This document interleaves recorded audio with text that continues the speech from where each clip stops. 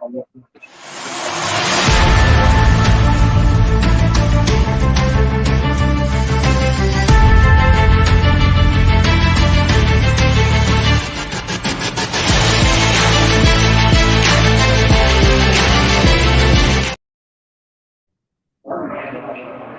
and welcome to the fifth episode of Sports Redefined. And today we have a very known sports journalist from Pakistan. So we welcome Faizan Lakhani. How are you, sir? Thank you. Thanks for having me, bro. I'm very well. So today we will be talking about the role of journalism in sports.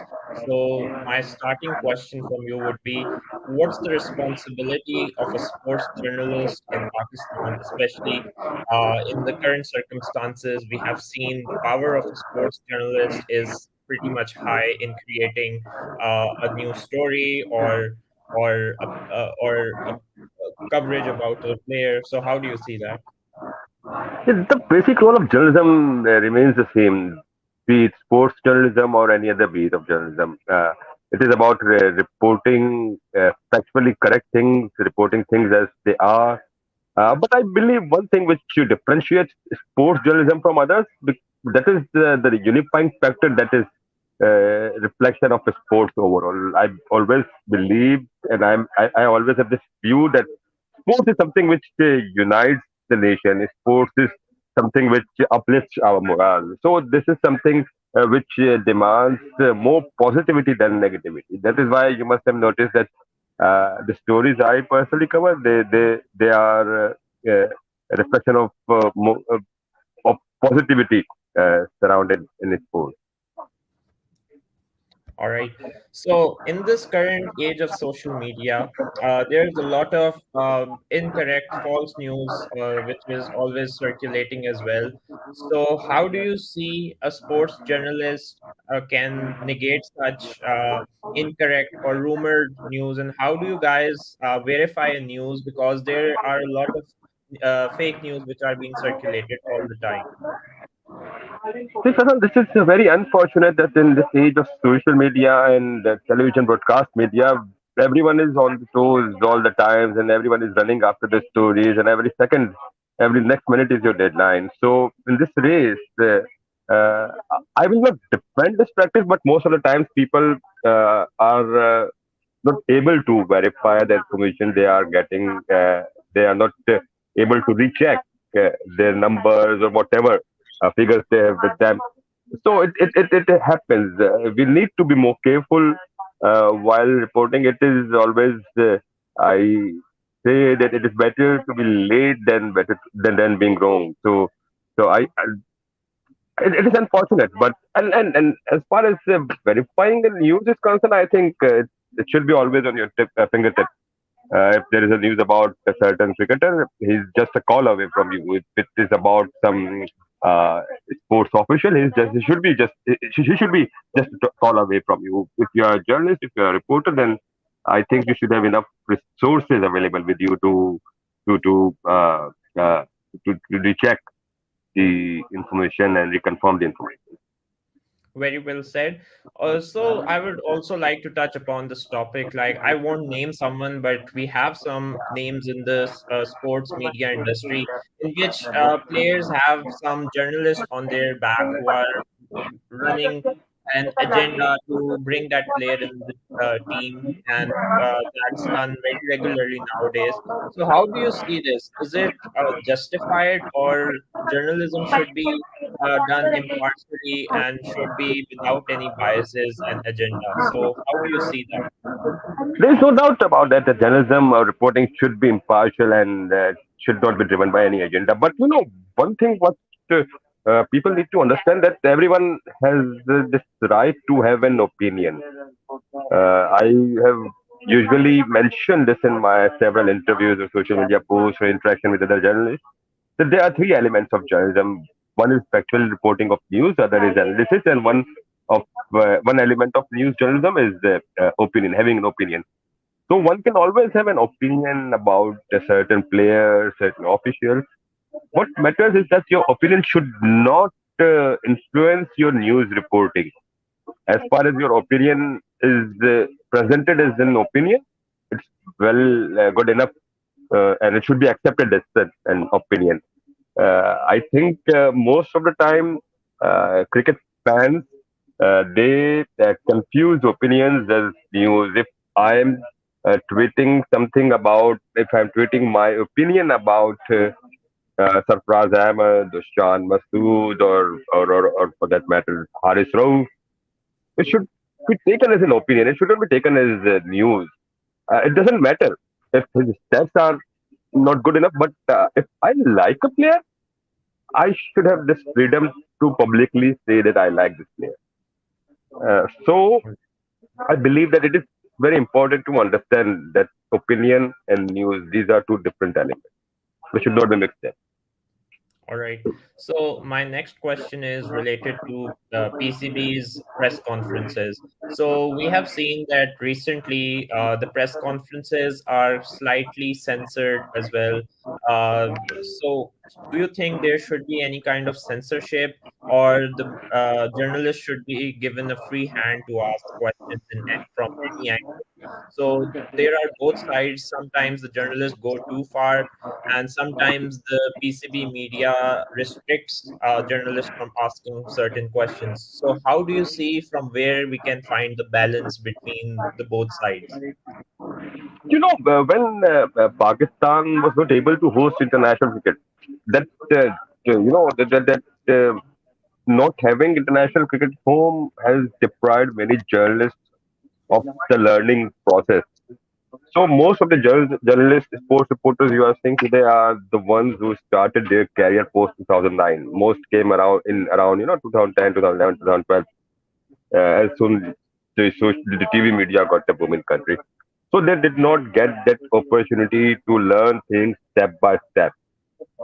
So this is where the gap uh, has arrived, and they could not learn how a question should be presented and how you should be dealing with an athlete. I hope that cricket, with having more cricket at home, seeing and learning from senior colleagues, from colleagues from other countries, from counterparts from different countries, youngsters will be able to learn how to ask the questions. And I believe that PCB should not be, or for that matter, no organization, be it PCB, PHF, Football Federation, or if we go beyond the sports, the government, the whatever the institutions are, they should not be censoring the question. It is the right of every journalist to ask the question, and the one sitting on the other side of table, he's answerable.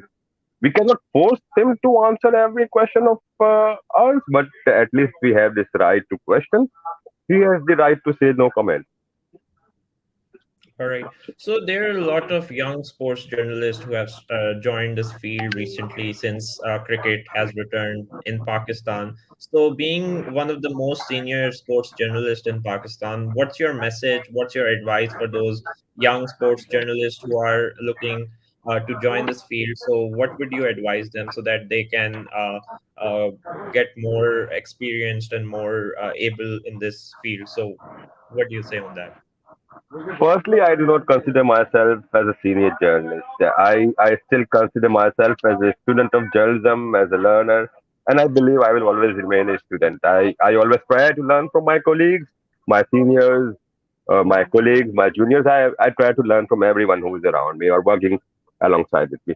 But my advice from my experience of in this profession, I would suggest that one should of this habit of reading uh, before writing about anything, before reporting about anything, do read about that particular subject. If you are covering a cricket match, if you are covering, for that matter, a multi-team tournament, a multinational tournament, be it PSL or ICC event, you should know the playing conditions. You should have read all the playing conditions, and never trust your memory. It can be wrong. It can, confuse you. So whenever you are reporting numbers, whenever you are reporting stats, it's no harm in rechecking. It is not that difficult as it used to be 20, 22 years back, and now Cricinfo has all these stats just a click away. So it's always better to recheck your stats, and also always try to verify your whatever information you are getting from multiple sources. it happens most of the times that particular XYZ sources, which we usually quote in our stories, that sources feed you with information of their particular interest. It can be half-baked stories. It can be some manipulated information. It could be, a sort of things. Everyone have their particular interest if they are sharing some inside info. So always try to recheck, re-verify those information from multiple sources, and always try to get the opinion, version, answer from the people you are reporting about. It should not be, your report should not be biased. It should contain uh, re- uh, comments, versions from all the sides you are reporting on.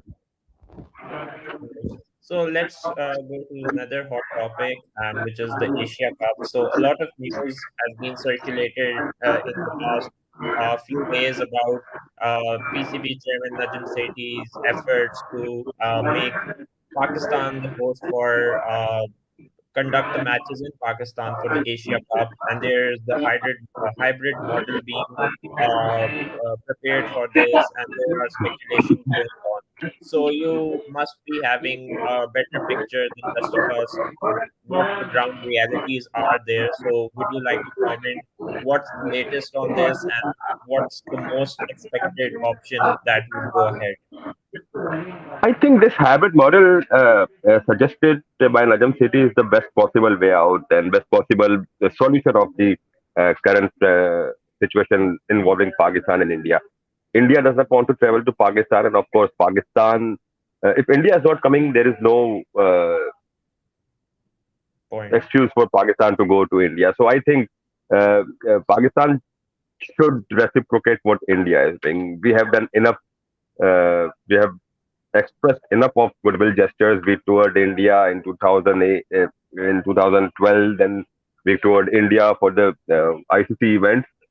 It's high time that India should visit Pakistan. They should reciprocate our gesture. If India is not coming, then there is no reason that Pakistan should be touring India.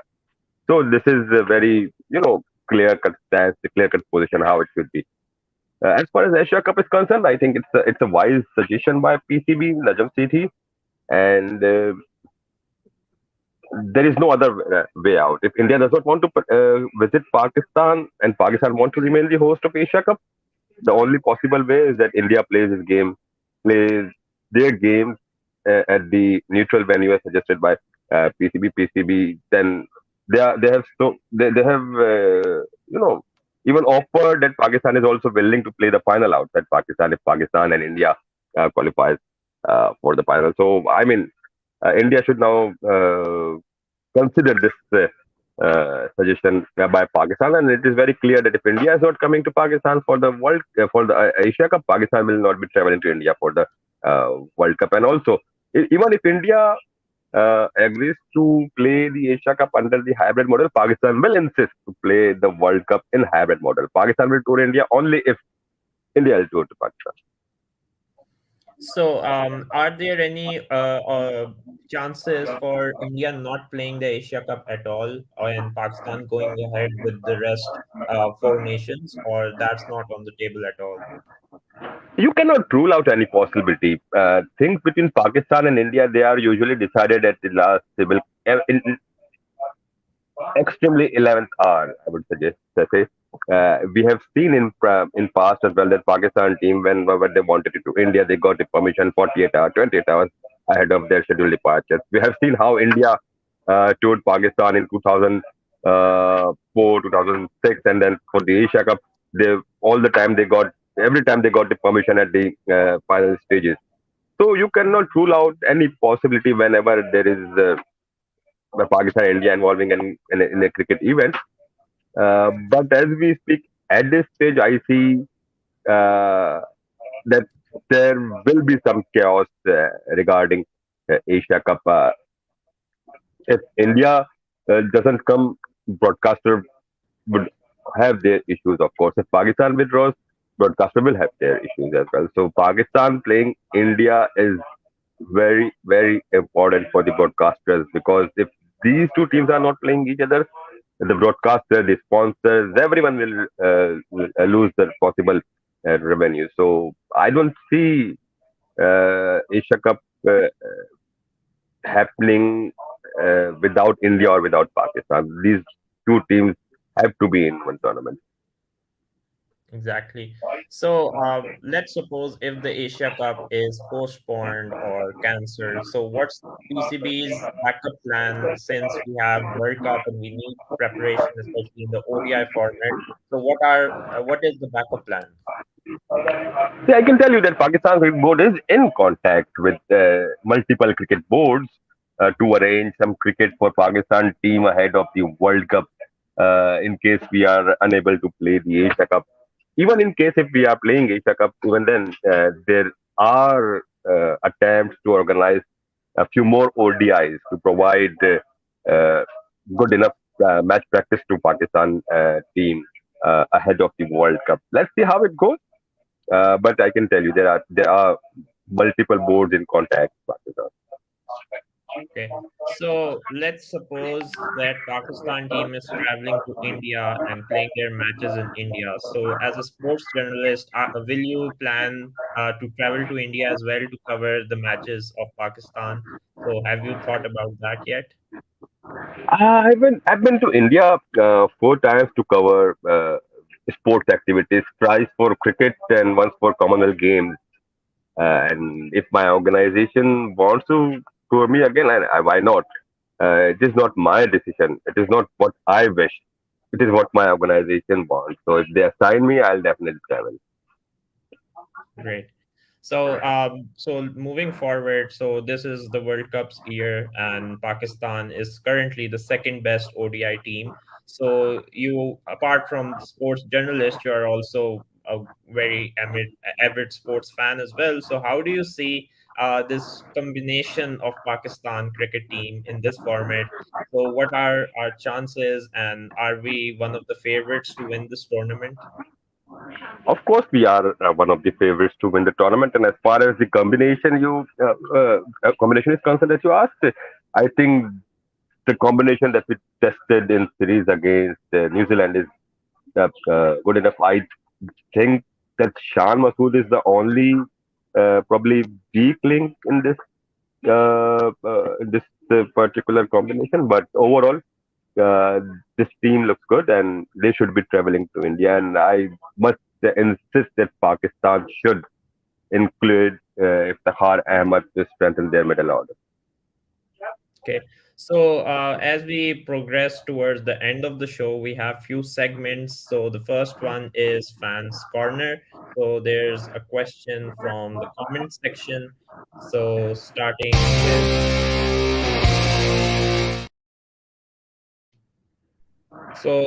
with the first question, which is, um, what challenges do you face as a sports journalist in Pakistan, and how do you overcome them?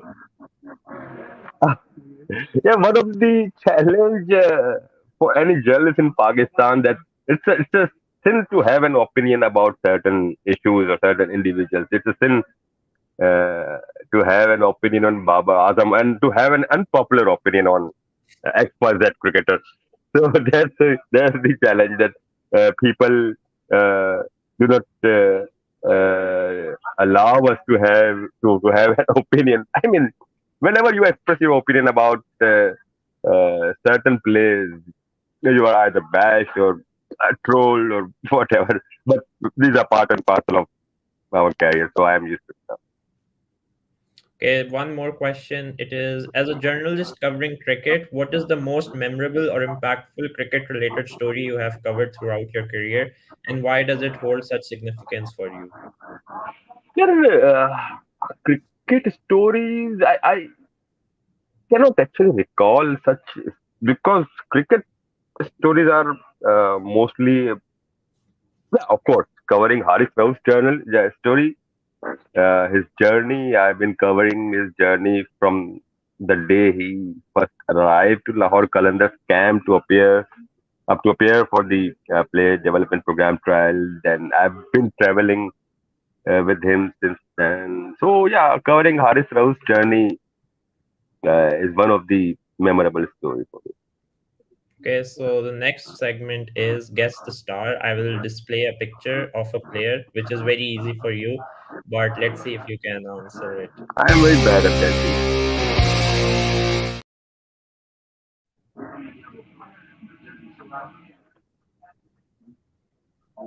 So this is the picture. I'm very bad at guessing. Yeah, Sarvim? I'm not sure. It's actually yes, Surviv Richer. So it's correct. All right, so moving ahead to the next segment, it's the brain buster. So there will be questions and you will be asked to answer them. So the question is, which test venue used to be home game for Pakistan but has been since regarded as an away venue?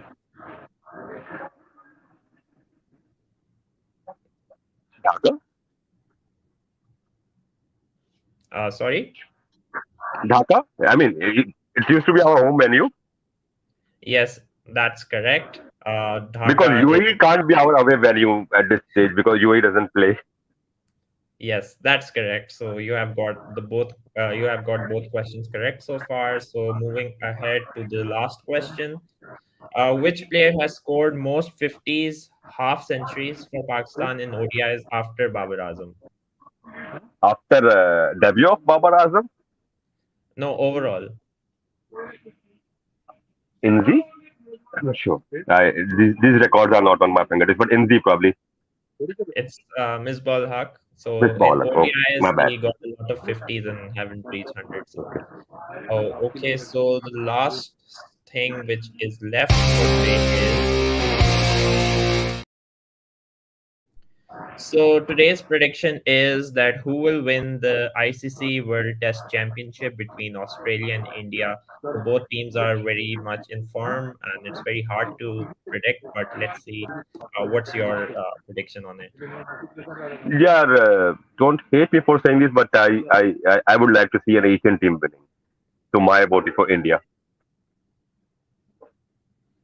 All right. So there is some more questions.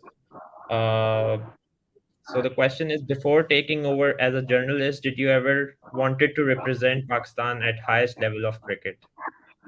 I was always very bad at cricket, so never. And I always wanted to be a journalist. Basically. So I'm a second generation of journalists in my family. So this is the only profession that inspired me. So I always wanted to be a journalist. Never thought of doing anything else.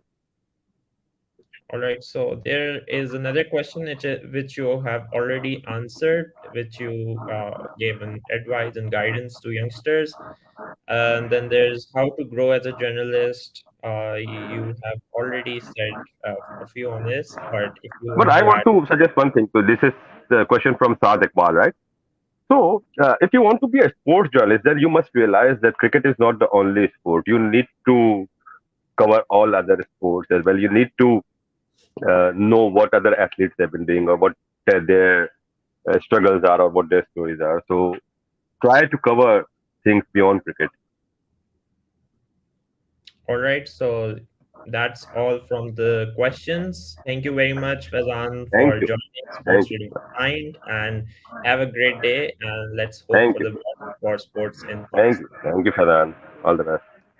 All the best. Thank you.